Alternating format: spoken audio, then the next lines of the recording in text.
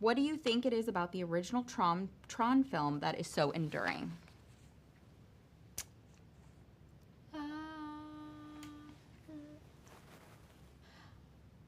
I think the original Tron film is so enduring because it kind of encapsulated our human fascination with all things related to the emerging computer tech world. And as science fiction has been something that we have used as parable for so many decades, it has been a way for us to work out our greatest fears and curiosities and imaginations. And so I guess as tech and CGI and artificial intelligence and the impact that that can have on film has expanded, you know, seeing the ultimate manifestation of that in a film,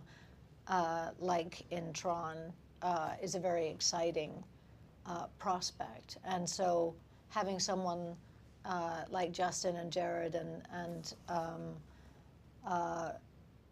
Joachim at the helm of that, knowing that they have the utmost interest and the budget to create the best version of that, I can understand how that could be like the ultimate excitement for a fan.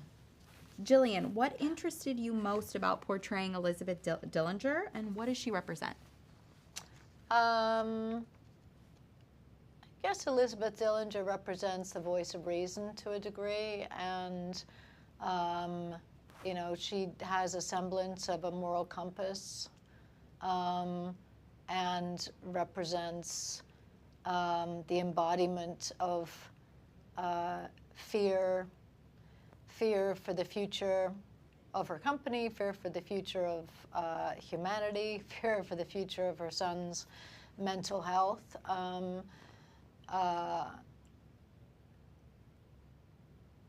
You know, but there's that she also understands the world. You know, she comes from this world, and she really understands not just the dangers that he's getting caught up in, but also there is slightly a part of her that is a little bit curious, and a little bit excited and impressed.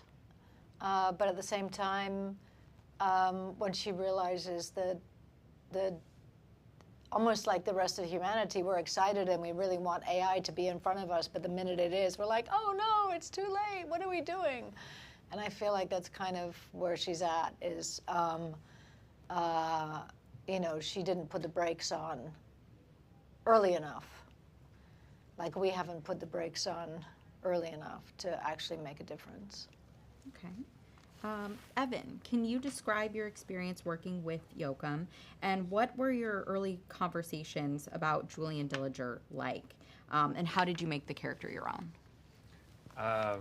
Well, working with Joachim was fantastic. I mean, he's such a playful director and a lovable guy, and he's incredibly smart and knows how to make these films really well. And I think he has an intricacy and attention to detail that is really impressive for films this size. So I think it's and we got to play around a lot with the different levels. And I remember early on it was sort of a conversation of the relationship with. At one point it was going to be my father, and then and then we it kind of came around. Somebody came to their senses. Yeah, and it's so much better if he's a kind of mama's boy, and he's kind of seeking your love and approval. And we had this father figure who was sort of in the distance that you know, was looming over us, and the grandfather figure that was looming over us, and all this pressure and intensity and drive to succeed that makes you not think clearly. You just want it so badly now that you're getting ahead of your skis. So How did the giant practical sets help you guys shape your performances? Well, the giant practical sets on the one hand, were so giant that they felt intimidating, and it's quite something to step into a film of this size and this budget, because, which I think that Evan did such a phenomenal job. Is his performance rose to the size of the. No, but in a really good way. I can't imagine like a smaller performance or a less energetic performance filling that space to be able to carry you on the ride. That and there's an intensity to him that I think is really important that you get the sense of very early in the film. To understand the precariousness of the situation. And so on the one hand, yes, we had practical sets in that, but on the other hand, it was like an airplane hangar with blue interior walls for the, so it was both helpful and unhelpful all at the same time. Yeah, I agree. There were certain things that were practical, like the giant tank that shows up and Ares is lowered down. I was like, wow, how much did that cost?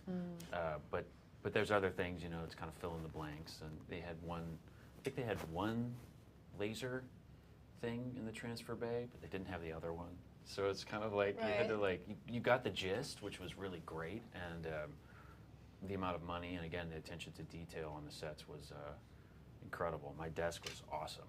It was beautiful. You mean my desk? Your old desk. My desk now. It had screens in it, it had a keyboard, they're lighting it up. It was really awesome to be able to react off of that. Yeah. What's that? I designed You it. designed it, yeah. What about this film will resonate most with audiences, and why does it need to be seen on the biggest screen possible? Well, it's such a, the conversation that it elicits is one that we're already having on a daily basis in real life. And so, it's a perfect time, whereas the first Tron film was all about imagining a future. This Tron film is about, imagining something that is actually here in our present and that we're having to grapple with on a daily basis. And so it feels incredibly prescient, but also it's clearly done in a very competent and thrilling way by the team that put the film together. And it's it's a wild ride, and it has the most incredible soundtrack by the Nine Inch Nails, and the CGI, and also the performances are so fantastic, and there's lots of chase scenes, and there's it's pretty much something for everybody. And so, if you can see it in an IMAX theater, I would say do yourself a favor and do that. And if not, see it on the biggest screen you possibly can, because it's really awesome. Or VR. Yeah. Put the TV on your nose and just be inside the movie. That's such a good idea. Forever. Forever. Just put it on repeat.